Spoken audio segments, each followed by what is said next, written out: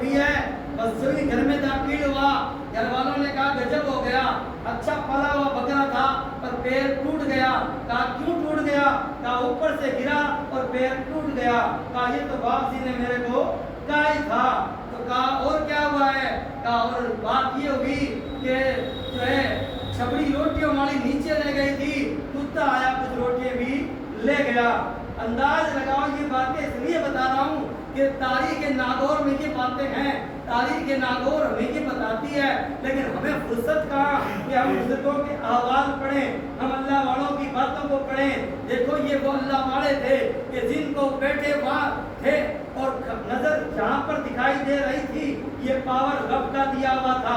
آنکھیں ان کی تھی, دیکھنا رب کا ہوتا تھا, کیونکہ رب قرآن میں فرماتا ہے فقط فاجا فوجن عظیمہ, بے شک بڑی سے بڑی کامیابیاں تیرے قدموں کا غلام بنا دی جائے گی, بشرط یہ ہے کہ تو جو ہے مدینے والے آقا کا غلام بن, بشرط یہ ہے کہ تو رب رسول کا غلام بن.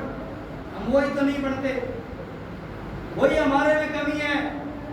تو سنو تاریخ کہتی ہے وہ دونوں واقعے سچ ہو گئے. اب ایک روز احمد علی شاہ علیہ رحمت لاہورپورے میں آئے اور کسی نے کہا حضرت کھانا کھا لیجئے, کھانا کھا لو. جب کھانا سامنے آیا آپ نے کہا لالی لالی. لاہور سمجھ نہ سکا, کہا نہیں کھاؤں گا لالی ہے.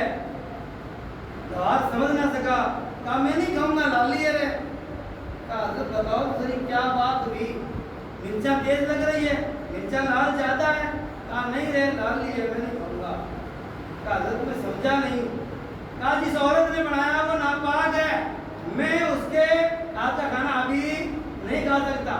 حالانکہ دین شریعت اسلام میں ایسا نہیں ہے, کھا سکتے ہیں, لیکن ان کا کیا حساب تھا, وہ تو کھیرا ہی المجوب والمست پتہ نہیں کس کے ابیت میں تھے. کہا نہیں میں یہ نہیں کھا سکتا. اندازہ ان باتوں سے یہ لگایا جاتا ہے کہ ایسے اللہ کے ولی ناگور میں کامل ولی گزرے ہیں جن کی نگاہوں میں اتنا پاور تھا کہ وہ کھانا دیکھ کے بتا دیتے تھے کہ یہ کھانا کسی پاک کا بنایا ہوا ہے یا کسی ناپاک کا بنایا ہوا ہے. اتنا پاور اللہ نے ان ولیوں کو دے رکھا تھا.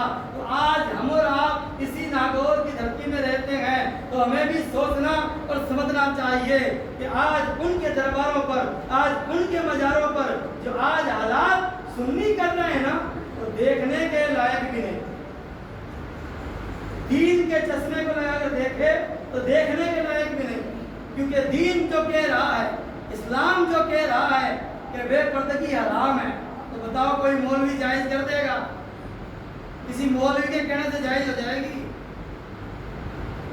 اسلام اور پیغمبر اسلام نے کہا ہے کہ یہ چیز حرام ہے, گناہ کی ہے. اب جس پیغمبر نے جس چیز سے امت کو منع کر دیا, کیا اس چیز کو کوئی امتی حلال کر سکتا ہے؟ نہیں کر سکتا, نہیں کر سکتا نا.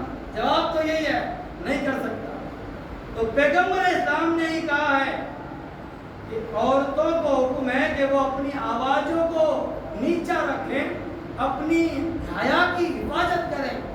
ہر امت کا ایک خاص کوئی منصب ہوتا ہے, ہر امت کا, اور اس امت کا جو خاص مقصد ہے وہ حیا ہے. وہ کیا ہے؟ حیا ہے. اس امت کی ایک خاص بات کیا ہے؟ حیا ہے.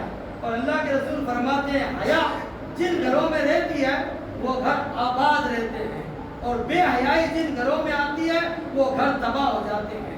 گھر سے نکل کر محلے میں آتی ہے تو محلے تباہ ہو جاتے ہیں, محلے سے نکل کر شہر میں پھیلتی ہے, شہر تباہ ہو جاتے ہیں. یہی وجہ ہے آج زلزلوں کے ذریعے رب دکھاتا ہے بنے ہوئے گھر کئی سیلاب کے جد میں آ کر رب تباہ کر رہا ہے, یعنی تباہی مچی ہوئی ہے. بنائے تھے بڑے پلاچے RCC کے, لیکن رب کے قہر کے آگے ساری RCCیاں فیل ہو جاتی ہے. یہ رب بتاتا آیا ہے. قرآن میں پہلے بھی امتوں کے ایسے ذکر موجود ہیں, اور ابھی اس امت میں بھی یہ ذکر موجود ہے. نیٹ پہ چل رہا ہے کہ جب جب امت کے اندر گناہ بڑھ جاتے ہیں تب تب رب کا قہر آتا ہے اور ان جو ہے گناہگار بستیوں کو تباہ کر دیا جاتا ہے.